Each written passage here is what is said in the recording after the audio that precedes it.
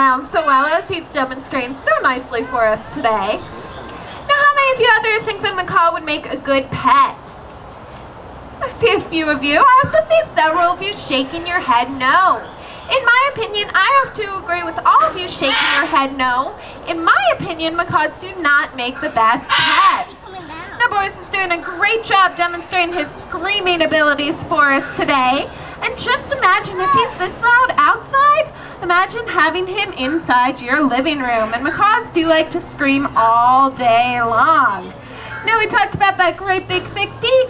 That beak has over 1,000 pounds of pressure per square inch in it. It takes only 7 pounds of pressure to break a human finger. So macaws do have quite the strong and dangerous bite. Now, macaw on average is going to live to be about 70 or even 80 years old. Where are you going, Boris? Now, as you can see, they are very smart. They do have the intelligence of about a 2-year-old human child. Now, I'm not a parent, but I've been told by many parents here at the zoo that it would not be too pleasant to have a 2-year-old running around your house for 70 or even 80 years. As much as I do love Boris, I don't like dealing with this at home at night. You know. Now, the reason they're able to make this unique howling noise is that their larynx is actually anatomically different than other dogs. So that allows them to make this very unique howling noise. Now, they were only discovered in 1957, and no one's really sure how many are left out in the wild. The part of Papua New Guinea that they do inhabit is very steep and very heavily vegetated. So it's very inaccessible to humans, so no one's been able to get out there to see how many are left in the wild. Now, there is a healthy population of New Guinea singing dogs in zoos, so we do know a little bit about them. They are considered one of the oldest domesticated species of dog, but they are not truly domesticated. They are a wild species. The reason they're considered this is they were brought to Papua New Guinea by the Aborigines about 6,000 years ago. So they've also been given the name the Stone Age dog. Now, they do have a few adaptations that make them a little bit different than your normal domesticated dog. One, like I said, is that larynx. It is anatomically different than other dogs. Another one, when your dog goes into a submissive posture, his ears will probably go back and down. Well, the New Guinea singing dog does it a little bit different. Their ears will either go out or forward and down. Now, we call this airplane ears, and it is just a little bit different than your normal domesticated dog.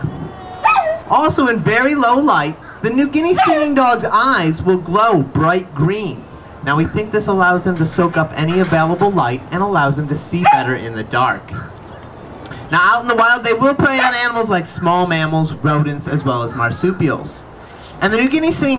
Now, unlike a monkey, Scooter can't swing from branches from that tail because he does weigh about 40 pounds, so he's a little too heavy to swing from it. But he does use that tail just like a fifth limb, and it offers him tremendous stability and balance in those trees. Now, the bintrong is classified as a carnivore, but if you'll take a look at what Allison is feeding him, those are bananas, and that is one of Scooter's favorite treats here at the zoo. The bintrong's diet is closer to that of the North American black bear. They will eat fruits and vegetables, as well as small animals, and they have partially webbed feet, so they are very good swimmers, and they will go fishing on occasion. Now, I was hoping to get one volunteer to come up here and help me out. How about you come on down, buddy? Now, the bintrong does not communicate using vocalization. They use a different means. They use scenting. And they do have scent pads on the bottom of their feet, which they will rub on trees, rocks, or hard spots, and that's how they mark out their territory or communicate with one another. Come on this way. Now, the bintrong also has a very unique smell, and we're going to see if our volunteer can't help us identify this smell. What I'd like you to do is give Scooter a nice big scratch right there. Yep. Now give your hand a smell. Does that smell like anything you're familiar with? Chips. Chips, very good. Give him a round of applause. Come on up this way, buddy. The bintrong does have a very salty smell. And most people will compare it to chips, popcorn, or a Fritos-like smell. Now, I will tell you, it is one of the more pleasant scents we get to deal with here at the zoo, so we don't mind it at all. Now, the bintrong is also a nocturnal animal, as you might have been able to tell by looking at Scooter's eyes. He had those big protruding eyes, and a lot of nocturnal animals will have that same kind of eye structure. Now, the bintrong has been labeled with much thicker, built for power. A cheetah is built for speed.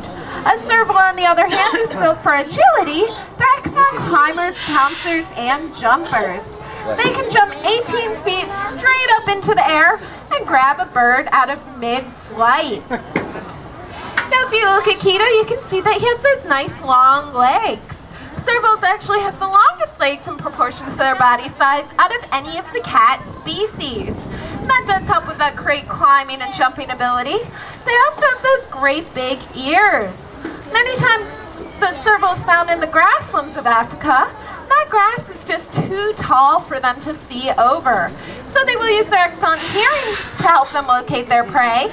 They can hear something like a mouse running from over 20 feet away and something like a naked mole rat from up to 10 feet underground. Now, unfortunately, the serval is what we call a threatened species, meaning they're not endangered, but they are in danger of becoming endangered. They used to be found throughout Africa. However, due to human encroachment on their habitat, they're now found only in the far southern.